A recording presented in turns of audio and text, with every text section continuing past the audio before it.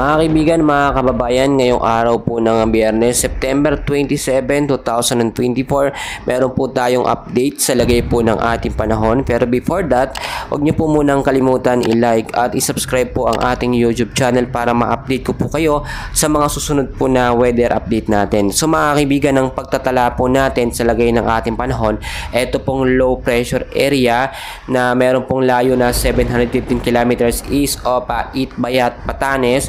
Within the next 12 to 24 hours ay malaki po ang tsansa na maging isang ganap po na bagyo. At kapag ka ito po ay naging bagyo, tatawagin po itong bagyong Julian sa loob po ng Philippine Area of Responsibility. Bukod dyan mga kaibigan, meron din tayong binabantayan at minomonitor po na sama ng panahon. Dito naman po sa labas ng ating Philippine Area of Responsibility.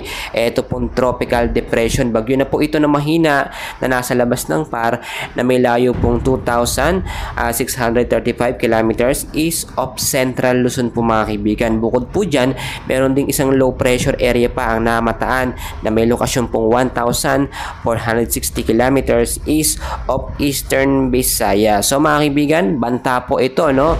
So kung titignan po ninyo, parang tatlong bagyo po ang ating minomonitor. Ito nga po sa loob ng ating bansa. Pero ngayon, nakapokus tayo dito nga po sa potential na maging isang ganap na mahinang bagyo or bagyong Julian, no, na low pressure area sa loob ng ating bansa. And as of now mga kaibigan, ito po ay posibleng tumama or bumulusok nga po dito po sa extreme northern Luzon mga kaibigan. So maging alerto po tayo, ang potential po ng bagyo na yan ay posibleng bumulusok papunta po dito po sa area ng Babuyan Island at sa Cagayan area po mga kaibigan. Sa mga susunod naman na araw, posible ding makaranas po ang Metro Manila ng malawakang pag-ulan dahil nga po sa banta ito nga pong si bagyong Julian, no?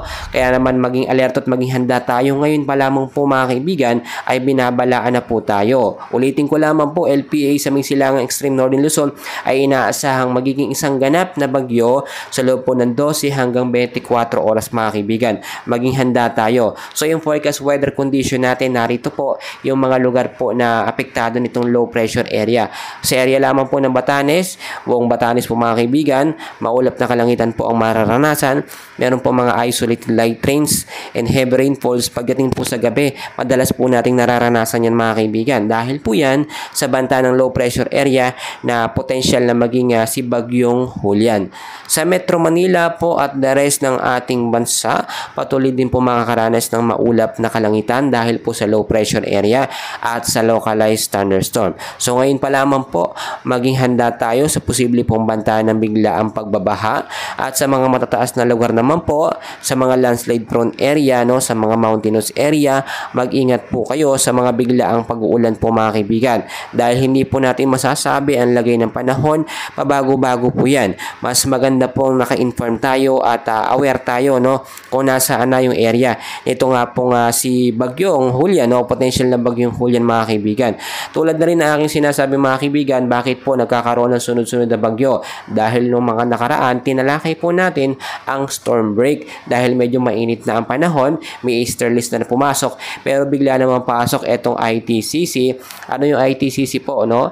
Intertropical Convergence Zone, or yung pagsasalubong po ng mainit at malamig na hangin, which is kapag ka nagkaroon po ito ng interaction ay nakakabuo po ito ng mga kumpol ng kaulapan at nagiging low pressure area. At ito na nga po yung nasa may bandang extreme northern Luzon natin, no? Asahan by next week ay magiging malamig na ang panahon dahil naman po sa pagpasok ng hanging amihan.